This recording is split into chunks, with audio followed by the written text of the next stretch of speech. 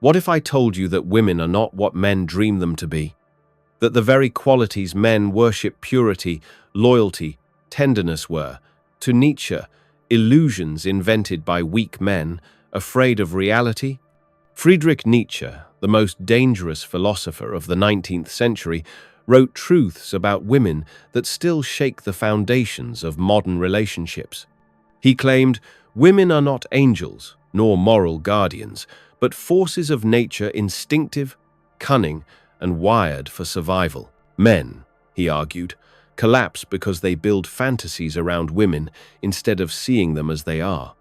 Nietzsche's words were so ruthless, so unapologetically raw, that entire generations tried to silence them. But his message still burns. Men cannot handle women because they cannot handle themselves. Before we begin, hit that like button, subscribe, and type "will to power" in the comments if you're ready to confront the brutal truth Nietzsche left behind. Nietzsche rejected the romantic myth of women as moral guardians. To him, women were not keepers of virtue, but manifestations of life's raw instinct. In Beyond Good and Evil, he wrote that when men speak of women as gentle or pure, they are simply projecting their need for comfort. In reality, women, like all of nature, are driven by will, the will to survive, to reproduce, to dominate in subtle ways. This terrified men. Why? Because it stripped away the illusion that women were better than men. Nietzsche argued that morality itself is a human invention, a weapon of the weak. And women, far from embodying morality, often use it as a mask, a way to secure influence over men who long for meaning. He warned, if you look at women as saints, you will be destroyed by your own blindness. She does not represent purity, she represents life itself, untamed, calculating, endlessly adapting. Modern men still fail here. They pedestalize women, worshipping them as saviors from loneliness. Nietzsche would laugh at this weakness. He believed that until men strip away these illusions and see women as nature amoral, instinctive, they will forever be victims of disappointment. Women are not moral ideals. They are the storm, and the man who survives must learn not to worship, but to withstand. For Nietzsche, the driving force of all existence was the will to power, the desire not merely to live, but to expand, to control, to bend reality to one's advantage. Men show this will openly, through conquest, ambition, and war. Women, he said, display it differently, subtly, strategically, in ways men rarely detect until it's too late. Nietzsche observed that women's strength lies not in physical domination, but in psychological mastery. A woman may not defeat a man in battle, but she can direct his battle, guide his ambition, or quietly dismantle his resolve. Her power is not to fight head-on, but to shape the arena in which the fight takes place. This is why, Nietzsche argued, men often feel enslaved by love. A woman, even without intending it consciously, channels her will to power by pulling men into her orbit, commanding their energy, and bending their ambitions toward her survival and her offspring's future. Modern men call this manipulation. Nietzsche called it strategy. To him, it was not malicious, it was nature. Just as a lioness stalks prey, a woman stalks opportunity. Just as a vine climbs a wall, she rises through influence. The problem, Nietzsche warned, is that men mistake this for devotion. They confuse her will to power with love. They want permanence, but she lives in flux. They want unconditional loyalty, but she is bound by survival, not sentiment. The brutal truth: a man who cannot see through this strategy is condemned to resentment. But a man who recognizes it, who does not hate it, who learns to master his own will to power, he can stand beside women without being consumed by them. Nietzsche once said, "In revenge and in love, woman is more barbaric than man." What did he mean? He saw love not as harmony, but as a battlefield, a stage for domination. where men and women struggle for control, each using their own weapons. Men enter love imagining surrender, loyalty, and unity. Women, Nietzsche argued, approach it as strategy. To love is to test, to probe for weakness, to measure a man's strength. Love is not about equality. It is about conquest. He believed that love drives men insane because they expect it to heal their wounds. But women wield love as a weapon to challenge, to destabilize, to ensure that only the strongest endure. When she doubts you, when she withdraws, when she pushes you to the edge, it is not cruelty, it is instinct. She is demanding proof of your power. Modern men call this games. Nietzsche called it survival. In love, women cannot afford to settle for weakness. Her future depends on strength. Strength of mind, strength of will, strength of dominance. A man who cannot withstand her storm is not fit to protect, to lead, or to endure. The irony? Men curse women for being unfaithful, cold, or harsh. But Nietzsche saw this as nature's honesty. Love is war. Only the strong survive it. And only men who understand this truth escape the torment of false expectations. One of Nietzsche's most controversial claims was that women are masters of deception. He did not mean this as an insult, but as recognition of their survival strategy. In a world historically dominated by men, women learn to win not through force, but through illusion. He wrote that a woman's greatest weapon is her mask, the smile that hides contempt, the silence that hides calculation, the charm that disguises indifference. To Nietzsche, this was not weakness, it was genius. Deception allowed women to endure, to rise, and to bend men to their will without ever appearing to fight. But here's the danger. Men believe the mask. They take her words at face value, her promises as eternal, her tenderness as permanent. They forget that behind every smile lies strategy. Behind every promise lies adaptation. Women, Nietzsche claimed, are artists of survival. They play roles because roles are necessary. Modern men, raised on romantic illusions, collapse when the mask falls. They scream betrayal, when in fact they were blinded by their own need to believe. Nietzsche's advice? Stop demanding that women be authentic in the way men expect. Authenticity for her is not truth-telling. It is survival. A man who sees the mask, yet does not resent it. A man who respects her strategy without being consumed by it. That is a man who transcends. Nietzsche rejected the idea that women could ever be fully understood. He saw them as beings of eternal flux, ever-changing, never fixed. To him, this was both their strength and their danger. Men crave stability. They want a woman to be today what she promised yesterday. But women, Nietzsche argued, are not bound by consistency. They are fluid, shifting, adapting to circumstance, to emotion, to survival needs. To expect permanence from them is to demand they stop being what they are. This eternal feminine energy both fascinates and terrifies men.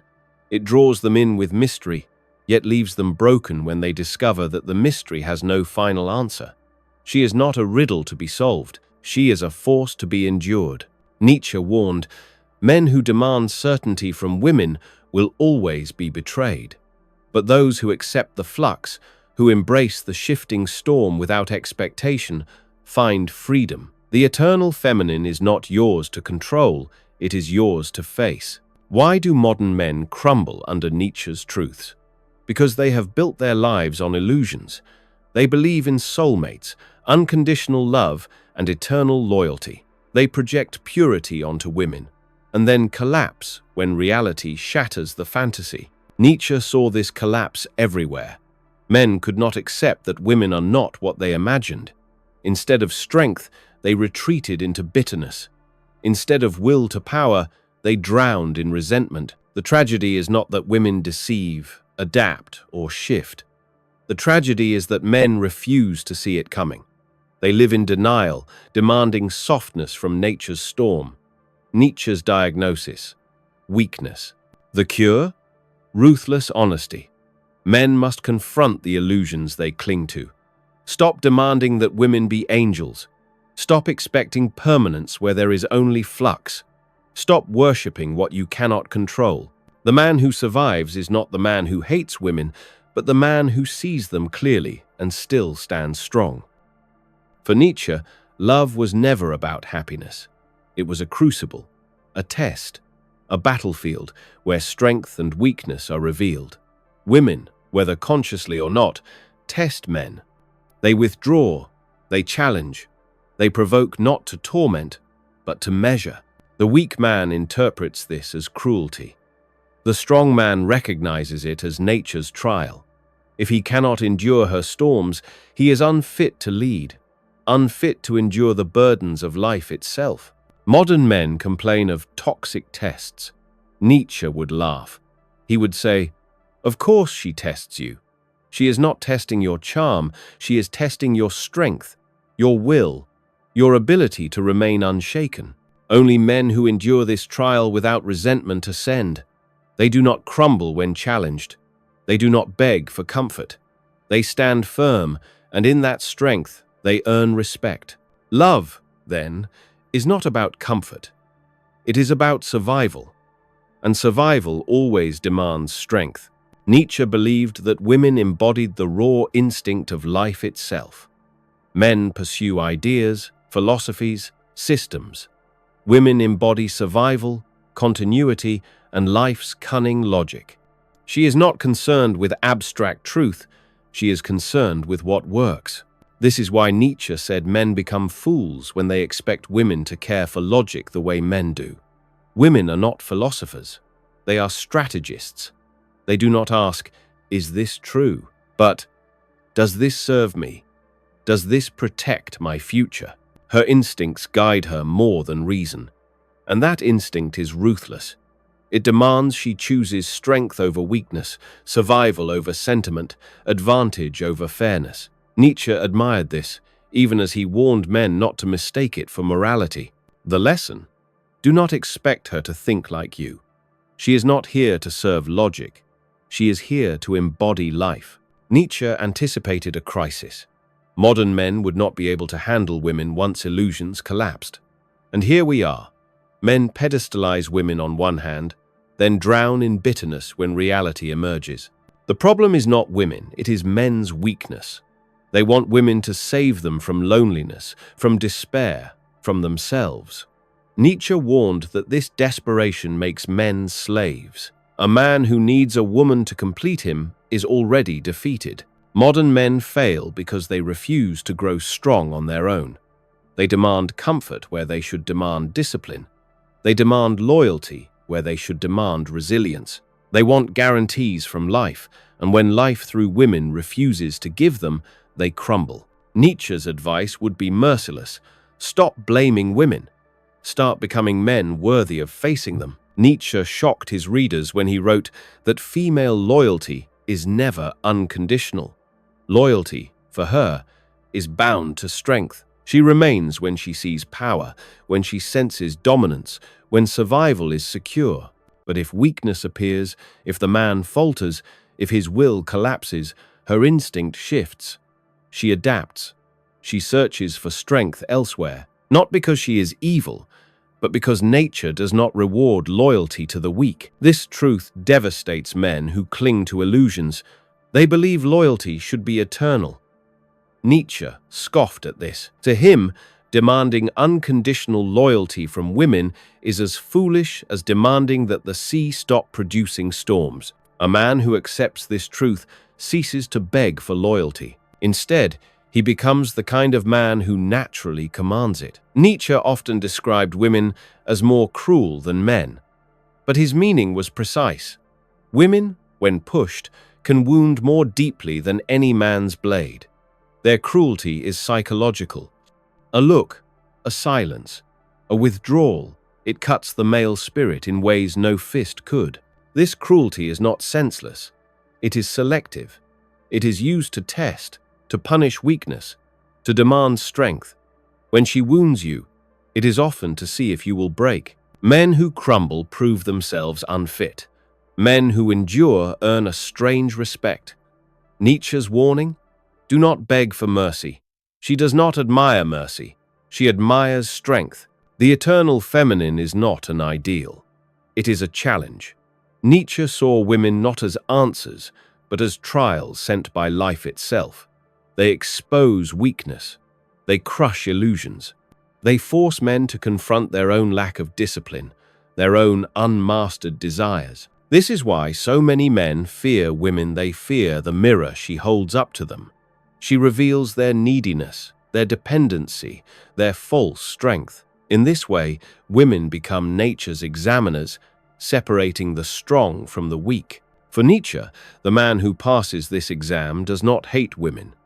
He does not worship them either. He accepts them as they are forces of nature and learns to master himself in the process. Nietzsche despised resentment. He believed weak men, unable to face reality, drowned in bitterness. They called women evil, manipulative, disloyal, not because women were wrong, but because men were weak. To resent women is to reveal your own defeat. It is confession of your own impotence. Nietzsche urged men to rise above this, see women clearly, accept their nature, and instead of hating, become strong enough to stand beside them without fear. Resentment is the refuge of the broken. Strength is the weapon of the free. Nietzsche's vision of the higher man was one who had mastered himself. He did not seek salvation in women, nor collapse in resentment of them. He saw them clearly, respected their instincts, and yet refused to be ruled by them. The higher man is not enslaved by desire. He channels it. He is not fooled by masks. He acknowledges them. He does not beg for loyalty. He commands it through strength. For Nietzsche, women were not obstacles to greatness, but teachers. They force men to grow, or they destroy them. The higher man chooses growth. So what is Nietzsche's brutal truth about women? That they are not angels, nor demons, but forces of nature. They are survival, cunning, strategy, flux. They will test you, deceive you, shift before your eyes. And if you cannot withstand it, you will collapse. But here is the deeper truth. Women are not the problem. Men are. Weak men, needy men, men addicted to illusions. They are the ones who break. Nietzsche's challenge is clear. Stop demanding that women be less than what they are. Stop expecting softness from the storm. Instead, become strong enough to face it. The man who does this does not hate women. He does not worship them either. He accepts them as nature's trial, and in facing them, he becomes what Nietzsche demanded all men become: creators of their own strength, masters of their own destiny. So I ask you, are you strong enough to handle Nietzsche's truth, or will you collapse under it, like the countless men before you? If this video opened your eyes, smash that like button, subscribe, and share this with someone who still clings to illusions. The storm will not stop for you, but if you master yourself, you will never fear it again.